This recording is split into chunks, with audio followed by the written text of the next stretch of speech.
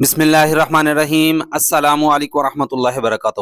کیسے ہیں dear students? امید کرتا ہوں سب لوگ ٹھیک ہوں گے۔ چوتھی کلاس کے اسٹوڈینٹس الرٹ ہو جائیں، آپ لوگوں کا میتھس کا پیپر آ چکا ہے۔ مڈ ٹرم اسکول بیس اسسمنٹ SBA 2025-26 گریڈ 4 سبجیکٹ ہے میتھمیٹکس۔ ڈیئر اسٹوڈنٹ، آپ لوگوں کا یہ جو پیپر ہے اس میں 2 حصے ہوں گے۔ حصہ اول معروضی سوالات پہ مشتمل ہوگا جس کے کل نمبر جو ہے 20 ہوں گے، اور حصہ دوم حصہ انشائیہ پہ مشتمل ہوگا جس کے کل نمبر جو ہے 30 ہوں گے۔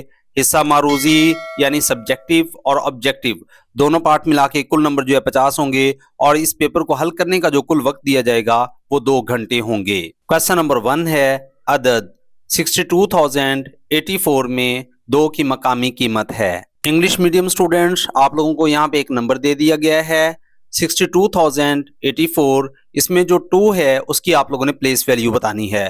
تو ڈیئر اسٹوڈنٹ یہاں پہ غور کریں، یہاں پہ یہ 1s آ جاتا ہے، یہ 10s آ جاتا ہے، پھر 100s ہے، پھر 1000s ہے۔ اس کا مطلب کیا ہوا؟ 2 کی جو پلیس ویلیو ہے وہ 2000 ہے، تو اس کا جو کریکٹ آنسر ہے وہ آپشن سی ہے 2000۔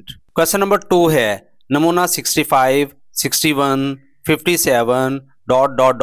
کی اگلی رقم کیا ہے؟ انگلش میڈیم اسٹوڈنٹ یہاں پہ یہ پوچھا گیا ہے کہ یہاں پہ جو ہے آپ لوگوں کو 65 61 اور 57 یہ جو ہے آپ لوگوں کو ایک ٹرم دے دی گئی ہے، اس کی نیکسٹ ٹرم کیا ہوگی؟ تو ڈیئر اسٹوڈنٹ بہت ہی سمپل ہے، یہاں پہ آپ لوگ غور کریں، 65 کے بعد کیا آ رہا ہے 61، اور 61 کے بعد کیا آ رہا ہے 57۔ اس کا مطلب کیا ہوا کہ ہر رقم میں سے جو ہے 4 کو مائنس کیا جا رہا ہے۔ 57 میں سے جو ہے 4 کو مائنس کریں گے تو یہاں پہ آپ لوگوں کے پاس آنسر کیا آ جاتا ہے 53۔ تو اس کا جو کریکٹ آنسر ہے وہ آپشن اے ہے 53۔ کویسچن نمبر 3 ہے 24 کی منفرد تجزیہ کریں۔ انگلش میڈیم اسٹوڈنٹس یہاں پہ یہ پوچھا گیا ہے کہ 24 کے جو ہے پرائم فیکٹرز کون کون سی ہیں وہ آپ لوگوں نے بتانے ہیں۔ تو ڈیئر اسٹوڈنٹ یہ بہت ہی سمپل ہے، آپ لوگوں نے کیا کام کرنا ہے، جو نمبر آپ لوگوں کو دے دیا گیا ہے اس نمبر کو آپ لوگوں نے جو ہے اس طرح سے یہاں پہ لکھ لینا ہے، اور اس کے بعد جو اس کے پرائم فیکٹر بنانے ہیں۔ تو سو دیٹ یہاں پہ جو آپ لوگوں نے کیا کام کرنا ہے، 2 کا ٹیبل سٹارٹ کرنا ہے، 2 1 دا 2 آ جائے گا، اور پھر 2 2 دا کیا ہو جائے گا 4 ہو جائے گا، اور پھر 2 2 دا کیا ہو جائے گا 4 ہو جائے گا، 2 6 دا 12 ہوگا۔ تو ڈیئر اسٹوڈنٹ اب دوبارہ پھر دیکھیں، یہاں پہ جو ہے 2 کا ٹیبل دوبارہ پھر جاتا ہے، تو 2 کا ٹیبل دوبارہ سے سٹارٹ کریں، 2 3 دا 6 ہو جائے گا۔ تو ڈیئر اسٹوڈنٹ غور کریں، یہ جو آپ لوگوں کے پاس جو ہے فیکٹرز آئی ہیں، یہ فیکٹرز جو ہے 24 کے ہیں، مطلب 2 multiply 2 multiply 2 and multiply by 3۔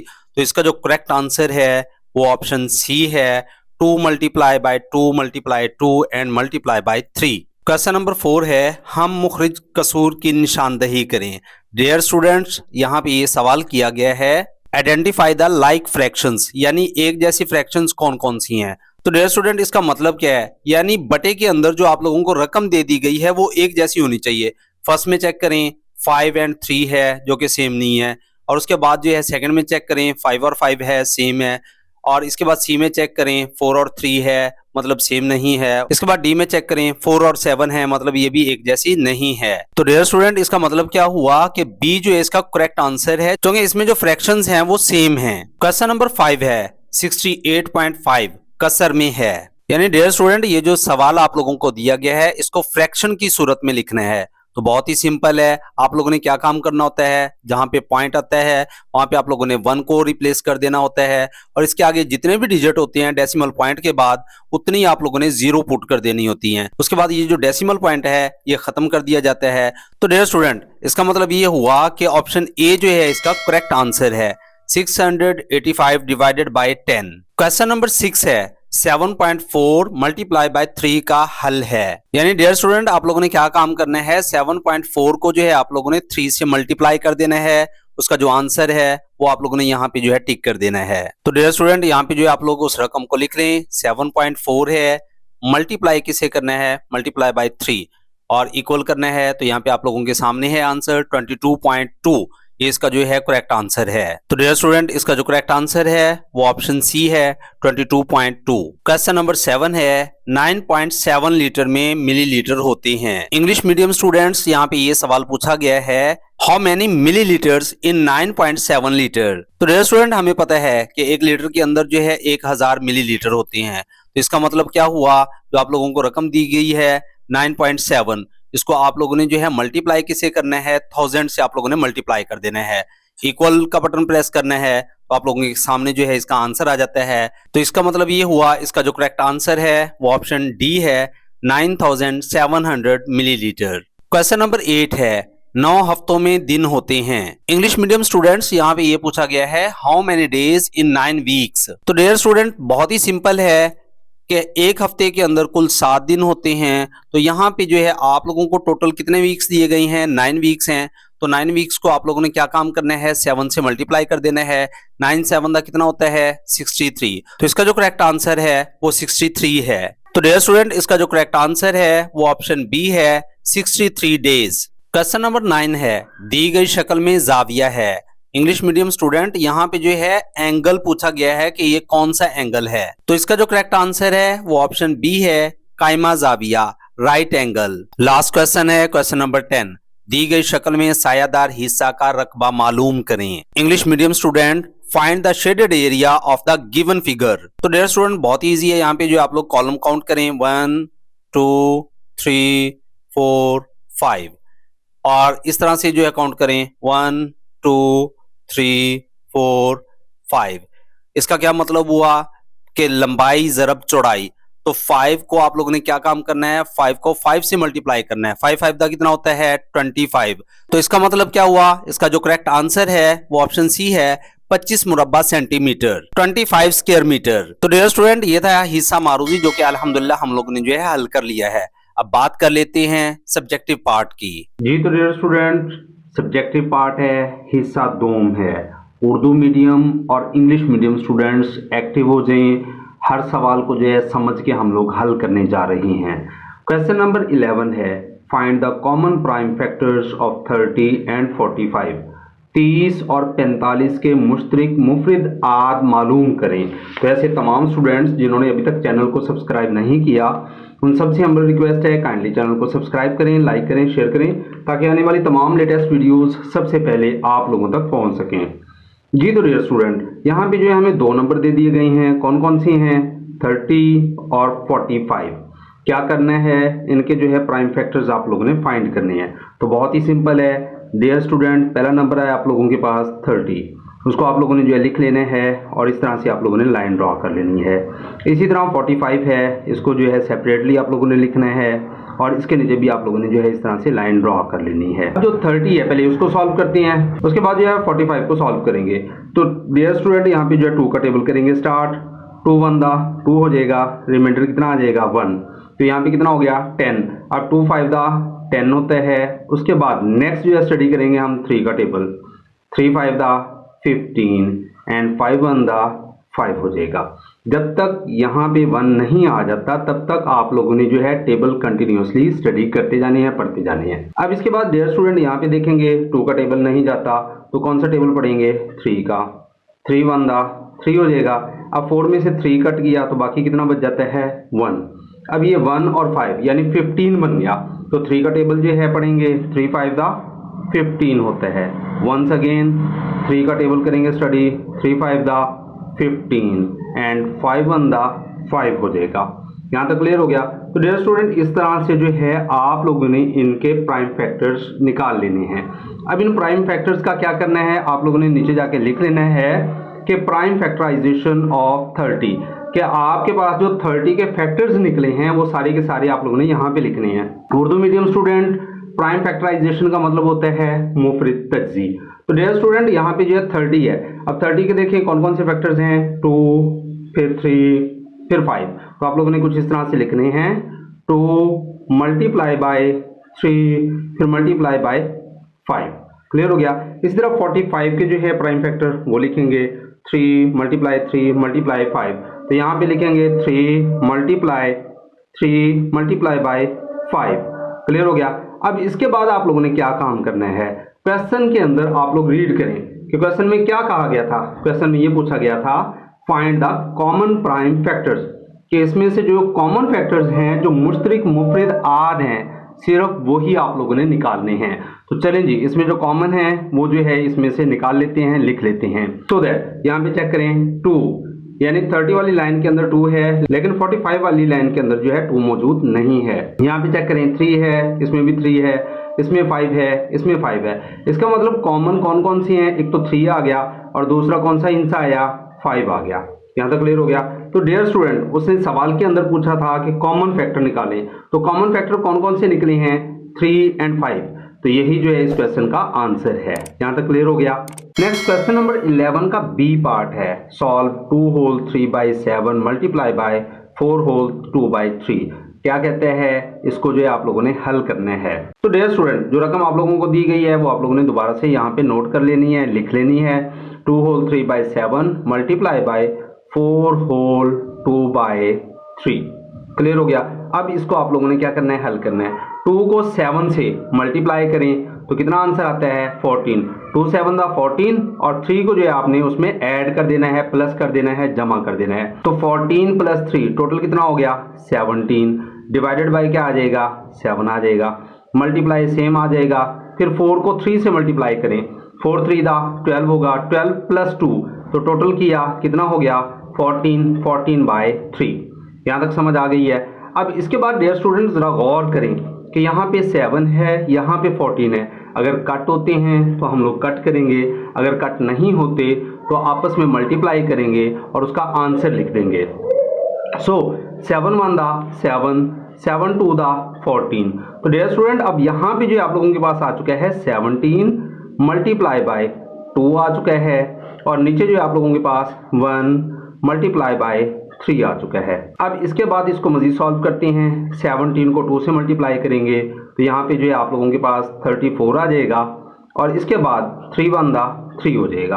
अब यहाँ पे हमारे पास जो फ्रैक्शन आई है वो 34 डिवाइडेड बाय 3 आई है। लेकिन डियर स्टूडेंट जिस तरह आप लोगों को सवाल दिया गया है होल के अंदर, उसी तरह से जो है आप लोगों ने आंसर भी होल में ही देना है। सो इसको आप लोगों ने क्या काम करना है, यहाँ पे जाके जो है हल कर लेना है, डिवाइड कर लेना है। 34 को आप लोगों ने डिवाइड करना है किस पे, 3 पे। तो चलिए स्टार्ट करें। 3 1 दा 3 हो जाएगा। 3 में से 3 कट किया तो बाकी आप लोगों के पास 0 आता है। अब इस 4 को जो है नीचे ड्रा कर लेंगे। 3 1 दा 3 हो जाएगा, माइनस करेंगे 4 - 3 = 1। अब डियर स्टूडेंट इसको कुछ इस तरह से लिखेंगे 11 होल 1/3। तो ये जो है इसका आंसर आ चुका है। नेक्स्ट क्वेश्चन है क्वेश्चन नंबर 12 का A part, round off 7346 to the nearest 10, 100 and 1000। क्या कहते हैं, 7346 को करीब तरीन 10, 100 और 1000 तक महदूद करें। डियर स्टूडेंट इसको लिखने का तरीकाकार क्या है, बहुत ही सिंपल है। 7346 है। सबसे पहले आप लोगों ने जो है राउंड ऑफ करके 10 के करीब लिखना है। अब 10 के करीब का क्या मतलब है, ये जो आखिरी डिजिट है इसको आप लोगों ने गौर से देखना है। अगर ये हिस्सा जो है 4 है, 3 है, 2 है, 1 है या 0 है तो फिर जो है यहाँ पे जो इसके अगला हिस्सा है उसमें आप लोगों ने कुछ भी ऐड नहीं करना। और अगर यहाँ पे जो है आप लोगों के पास 5 है, 6 है, 7 है, 8 है, 9 है तो यहाँ से जो है आप लोगों ने 1 कैरी लेके अगले हिस्से के अंदर आप लोगों ने पुट कर देना होता है। सो अब इसको लिखने का तरीकाकार क्या है, 7 सेम आ जाएगा, 3 सेम आ जाएगा। अब यहाँ पे गौर करें, यहाँ पे 6 है तो इसमें से एक हासिल लेके आगे जमा कर देंगे तो यहाँ पे क्या बन जाएगा, 5 बन जाएगा और इस 6 की जगह क्या आ जाएगा, 0 आ जाएगा। अब यहाँ पे उसने कहा था नियरेस्ट 10 मतलब एक 0 के करीब होना चाहिए, तो ये एक 0 के करीब है। अब इसके बाद अगली रकम लिखेंगे। अब अगली रकम के अंदर क्या कहते हैं कि 100 के करीब होना चाहिए। अब दोबारा से जो है इस रकम को गौर से देखें, 7000 है और उसके बाद फिर 300 है। अब यहाँ पे जो है 4 है तो इसका मतलब क्या होगा, अब इसमें से जो हम कैरी नहीं ले सकते तो मतलब इसकी जगह क्या आ जाएगा, 0 और 6 की जगह भी 0 आ जाएगा। अब इसके बाद उसने क्या कहा है, टू नियरेस्ट 1000। तो डियर स्टूडेंट अब आप लोगों ने क्या काम करना है, वंस अगेन 7 तो वैसे का वैसे ही लिखना है। अब 3 zeros आनी चाहिए, 3 0 के करीब आना चाहिए। अब यहाँ पे नंबर चेक करें, यहाँ पे जो नंबर है वो 5 से कम है, 5 से लेस है। सो इसकी जगह भी 0 आ जाएगा, इसकी जगह भी 0 आ जाएगा और इसकी जगह भी 0 आ जाएगा। तो यहाँ पे हम लोग जाके लिखेंगे 700 यानी 7000। तो डियर स्टूडेंट यही इस सवाल का जो है आंसर है। ये तो डियर स्टूडेंट क्वेश्चन नंबर 12 का बी पार्ट है, solve 415 gram and 200 milligram plus 303 gram and 478 milligram. इसको आप लोगों ने क्या करना है, प्लस करना है। सिंपल है बिल्कुल, आप लोगों ने जो है ये 415 ग्राम यहाँ पे लिख देना है और 200 मिलीग्राम यहाँ पे लिख देना है। उसके बाद प्लस है, प्लस का साइन देंगे। उसके बाद 303 ग्राम है वो आप लोगों ने लिख देना है। उसके बाद है जी 478 मिलीग्राम, वो आप लोगों ने जो है यहाँ पे लिख देना है। तो डियर स्टूडेंट, इसको क्या करना है, प्लस करना है, सम करना है। सो 8 का 8 आ जाएगा यहाँ पे, 7 का 7 आ जाएगा, 4 और 2 टोटल किया तो 6 आ जाएगा। इसके साथ क्या लिखेंगे, मिलीग्राम। यहाँ तक क्लियर हो गया। अब इसके बाद क्या आ रहा है, ग्राम। तो ग्राम आप लोगों ने वैसे लिख देना है। अब 5 + 3 करेंगे तो टोटल कितना बन जाएगा, 8 आ जाएगा। 1 में 0 को ऐड करेंगे तो 1 का 1 आ जाएगा। 4 + 3 टोटल करेंगे तो कितना बन जाएगा, 7। इसका मतलब क्या हो गया, 718 ग्राम और 678 मिलीग्राम। ये इस क्वेश्चन का आंसर है। क्वेश्चन नंबर 13 का ए पार्ट है। क्या कहते हैं, वो कहते हैं कंस्ट्रक्ट एन एंगल ऑफ 60। क्या मतलब है कि 60 का जाविया बनाएं। तो डियर स्टूडेंट, ये बहुत ही सिंपल है। क्या करना है, आप लोगों ने स्केल ले लेना है। स्केल लेने के बाद जो है आप लोगों ने बिल्कुल एक सीधी सी लाइन जो है यहाँ पे ड्रॉ कर देनी है। लाइन ड्रॉ करने के बाद अब आप लोगों ने दूसरा काम क्या करना है, आप लोगों ने जो है डी ले लेनी है। डी लेके आप लोगों ने क्या काम करना है, इसको जो है बिल्कुल सीधी लाइन पे यहाँ पे आप लोगों ने रख लेना है। अब डियर स्टूडेंट, यहाँ पे आप लोगों ने गौर करना है। यहाँ पे आप लोगों को लिखा हुआ नजर आ रहा है 90, तो एक डॉट जो आप लोगों ने यहाँ पे लगा देना है। अब इसके बाद यहाँ पे आप लोगों ने गौर करना है, यहाँ पे आप लोगों को क्या मिल रहा है, 60। तो 60 के सामने भी आप लोगों ने जो है एक डॉट लगा देना है। क्योंकि ऊपर उसने क्या एंगल कहा है, 60 का कहा है, तो आप लोगों ने 60 का एंगल बनाना है। अब इसके बाद आप लोगों ने जो है दोबारा से स्केल लेना है। स्केल लेने के बाद इस डॉट को जो है आप लोगों ने इस लाइन के साथ ज्वाइन कर देना है। क्लियर हो गया। अब इसके बाद दूसरा पॉइंट क्या है, दूसरा पॉइंट ये था कि उसने यहाँ पे कहा है कि 60 का एंगल बनाएं।